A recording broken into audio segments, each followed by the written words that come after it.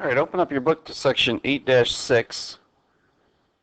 We're on page 423 in your book, and the title of this section is the double and half argument properties. The objectives for this section, first one there is to prove that a product of sinusoids with equal periods is also a sinusoid. So a product of either sine times cosine or cosine times cosine or sine times sine turns out to be a sinusoid. The second objective is derive formulas for cosine of 2a, sine of 2a, and tangent of 2a in terms of functions of a. Those are your double argument properties. And finally, derive formulas for the cosine of 1/2 a, sine of 1/2 a, and tangent of 1/2 a in terms of functions of just a. And those are our half argument properties.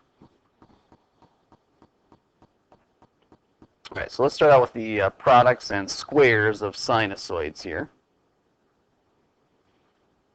And we'll go through and prove each one of these properties. But the first one here is sine of x times the cosine of x. So a product of sinusoids. Sine of x times cosine of x. The key here also is that we've got the same period for these two.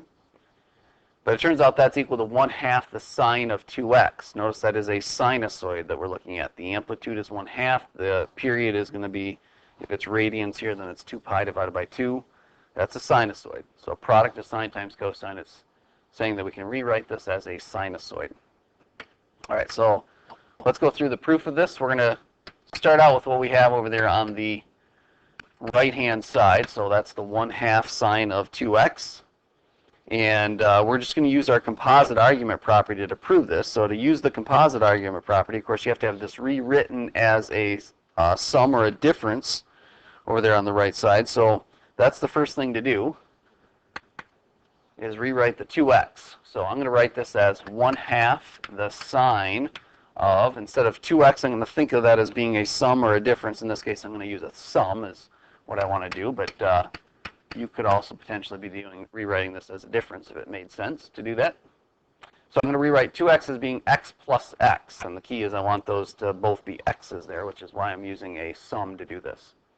All right, so now just use your composite argument property for sine. We know that sine of x plus x is the sine of the first argument times the cosine of the second, plus the cosine of the first argument times the sine of the second. There's our property. And actually, if we look at this closely here, these two turn out to be the exact same thing. Sine of x, cosine of x, cosine of x times sine of x. They're in a different order, but of course that's the same thing. So I can rewrite this as being 1/2 of, there's 2 sine of x, cosine of x that I've got here. And we can see that the 2 and the 1/2, those are going to cancel each other out, and we end up with just sine of x times the cosine of x. It's equals. Sine of x times the cosine of x is equal to 1/2 sine of 2x. There's our property. All right, for the second property, this is really a product of cosines, or you could think of this as being cosine squared, obviously, same thing. But if you've got cosine of x times cosine of x, or cosine squared of x, it turns out you can rewrite that as 1/2 plus 1/2 the cosine of 2x. Again, notice that you're able to rewrite cosine squared as a sinusoid. 1/2 would be your sinusoidal axis, plus 1/2, that's the amplitude. Cosine of 2x, so the period is 2 pi over 2. That is the equation of a sinusoid. So let's go through and prove that the exact same way here. We'll start out with what we have on the right side, 1/2 plus 1/2 the cosine of 2x. And again, we're going to use the composite argument property to prove this. So that means I got to rewrite this 2x as being x plus x. All right, so what do we have here? We have 1/2 plus 1/2. Cosine of x plus x is the, let me put this in parentheses, is the cosine of the first argument times the cosine of the second argument minus the sine of the first argument times the sine of the second argument. And of course, you end up with cosine times cosine is cosine squared of x, and sine times sine, that's sine squared of x.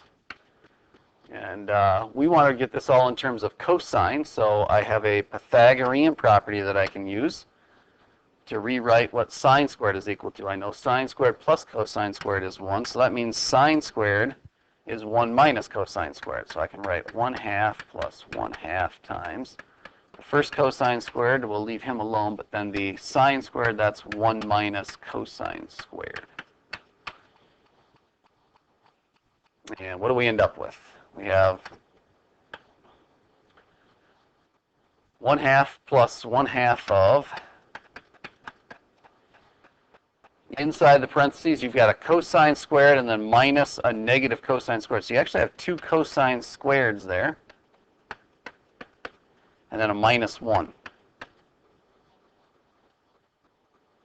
And now let's simplify this. If we distribute the 1/2 through there, the 1/2 times the 2 cosine squared, the 1/2 times the 2 is going to cancel out, so you'll be left with just cosine squared. When I distribute the 1/2 to the negative 1, that's a minus 1/2. When I combine that with the 1/2 out front, those two cancel each other out. It looks like we end up with just cosine squared is what we're going to end up with. So there is our property there. Cosine squared is equal to 1/2 plus 1/2 the cosine of 2x. All right. Let's do one more property. This one here, of course, is the product of sines. Sine of x times sine of x, or you can think of that as being sine squared of x. Turns out this is equal to 1/2 minus 1/2 the cosine of 2x. So the proof of this is going to follow almost the exact same form of what we just did.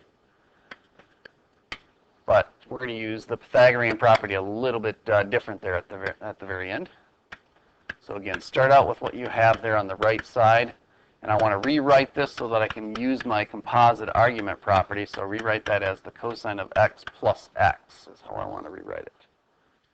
All right, and now use your composite argument property, 1/2 minus 1/2 of the cosine of the first argument times the cosine of the second, and then minus the sine of the first argument times the sine of the second.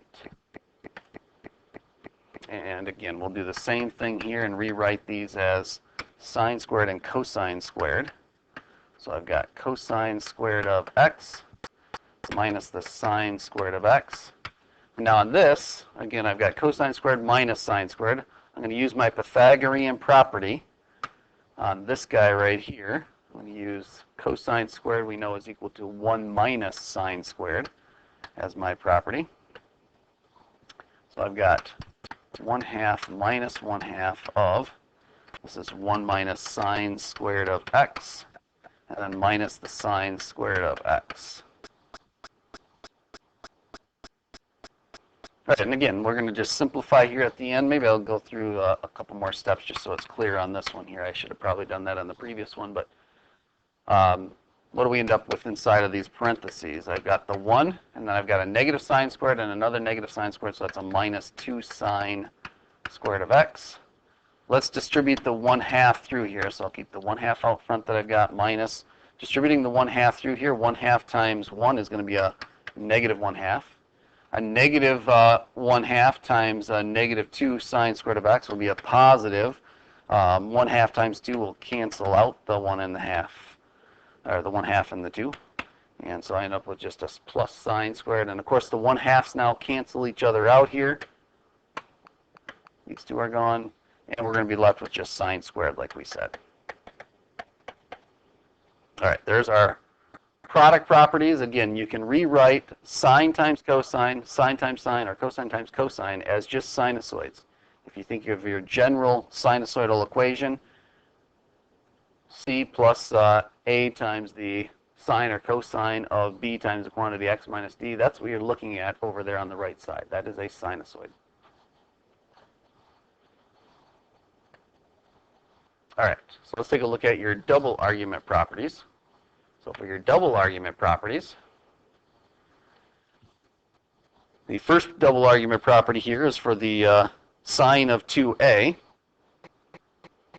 And the sine of 2a, you can rewrite that as 2 sine of a times the cosine of a. Double argument property. Sine of 2 times some quantity. That's the double argument we're talking about. All right, so to prove this, we could actually use the properties that we just showed there on the previous slide, I guess, to help us prove some of these. But I'm going to just use the composite argument properties to prove it.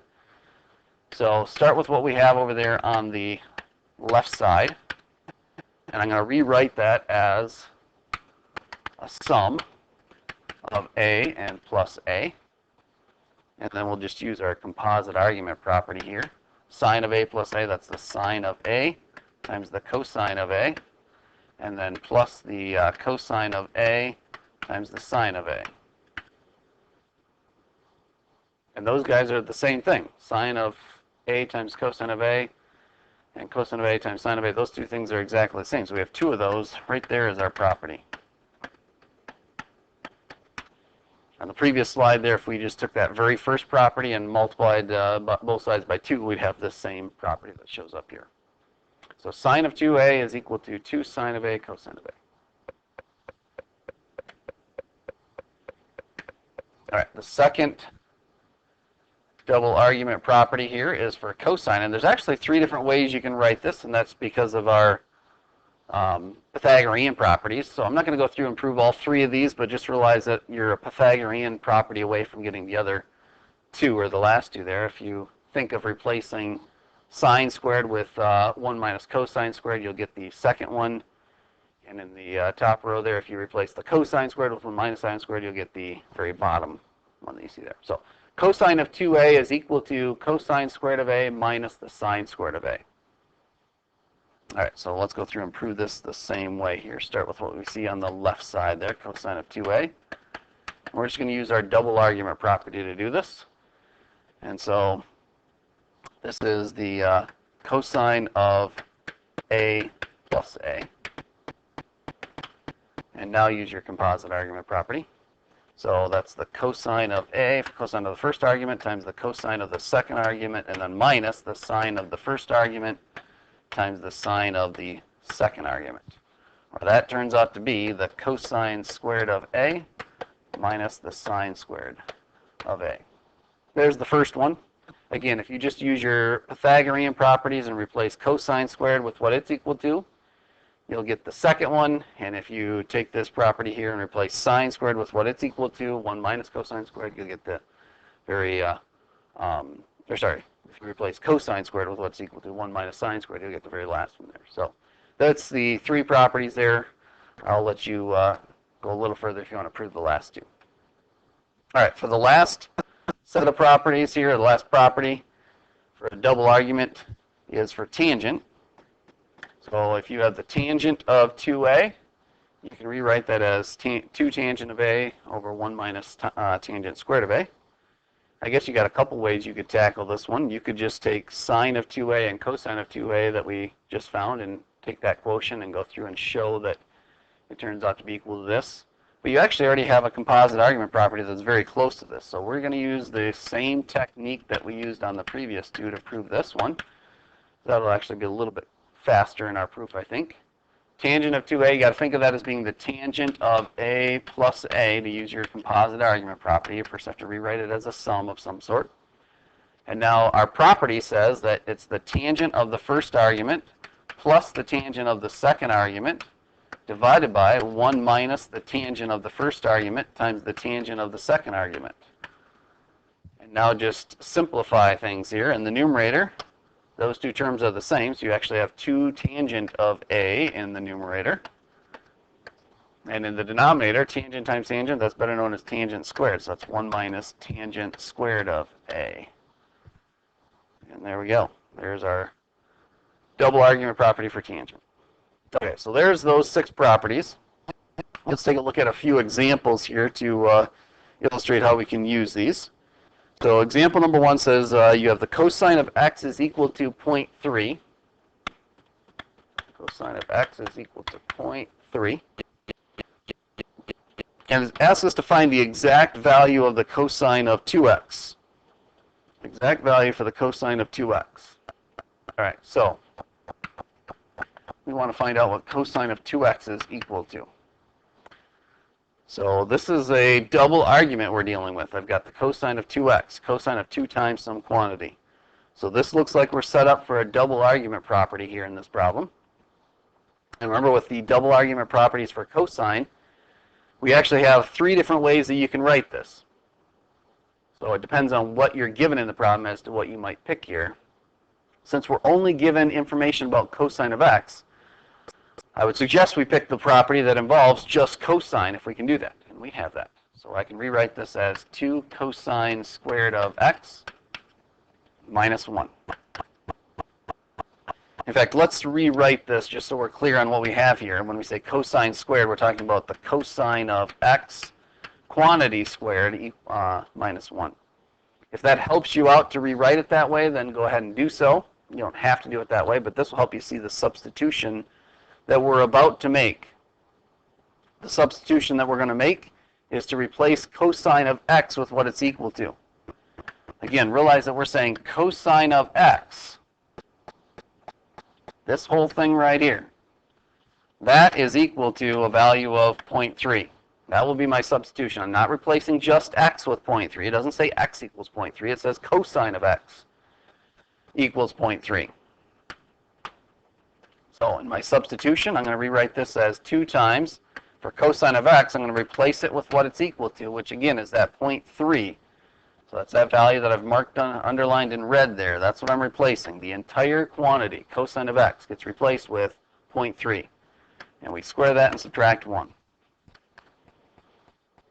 All right, and we can find out what this is equal to then. Squaring 0.3 is going to give us 0.09. So we've got 2 times 0.09. You can grab your calculator too and punch this in. Doubling 0.09 though is going to give us 0.18, and subtracting from 1 should give us a negative 0.82. That's what we end up with.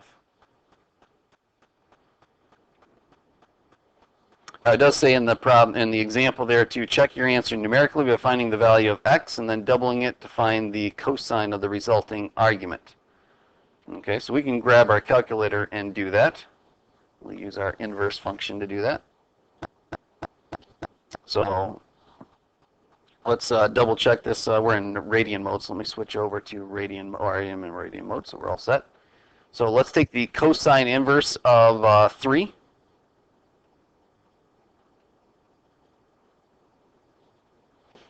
All right, cosine inverse of 0.3 is equal to this value of 1.2661.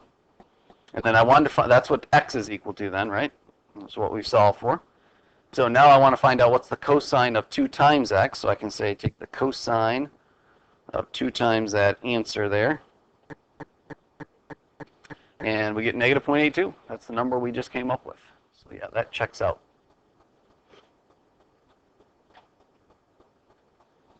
All right, example number 2.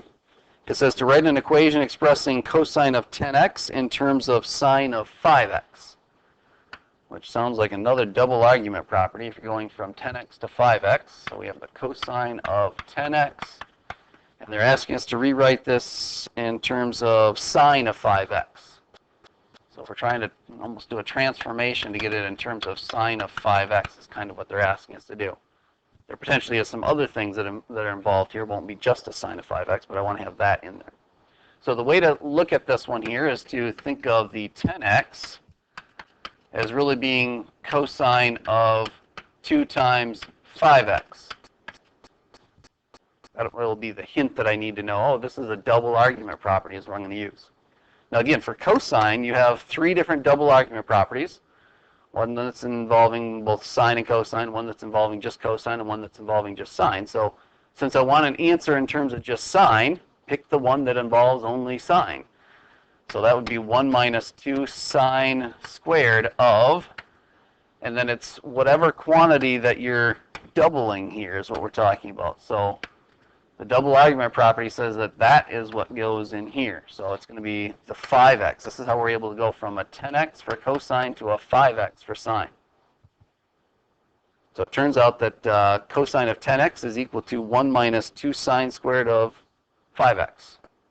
There's really nothing else to do there. That's what they want us to do. Rewrite it in terms of sine of 5x. If you want to check your work, you could graph the original, cosine of 10x, graph what we came up with, 1 minus 2 sine squared of 5x. They should give us the same sketch there. The only exceptions would be if there's a difference in domains there, but here we're defined on the entire domain here. All right, so example number 3. Example 3 says to write an equation write the equation in example 2 directly from the composite argument property. Okay, so they want us to do the same problem here in essence, but use the composite argument property to do that, which is kind of the proof that we already went through. They're saying rewrite this as the cosine of 5x plus 5x. Think of 10x as actually being 5 plus 5 to get 10x there. All right, so we can do that. Again, we did this basically in the proof. You take the cosine of the first argument, cosine of 5x, times the cosine of the second argument, and then minus the sine of the first argument, times the sine of the second argument. And now let's simplify this, and we've got cosine squared of 5x minus the sine squared of 5x. And again, we're trying to get this all in terms of just sine. So it's this cosine squared that I want to get rid of, and I've got a Pythagorean property that I can use to rewrite that. So I can replace that with 1 minus the sine squared of 5x. That's what cosine squared of 5x is equal to, minus this sine squared of 5x. And then simplify this. Now you have 1 minus, so you've got a negative sine squared and another negative sine squared, so that's 2 sine squared of 5x. So there we go. Which again, that's the same property that we used in the previous example there, but we're actually kind of almost going through the proof again there to show why it turns out to be that way. All right, that is the end of the first half of this section.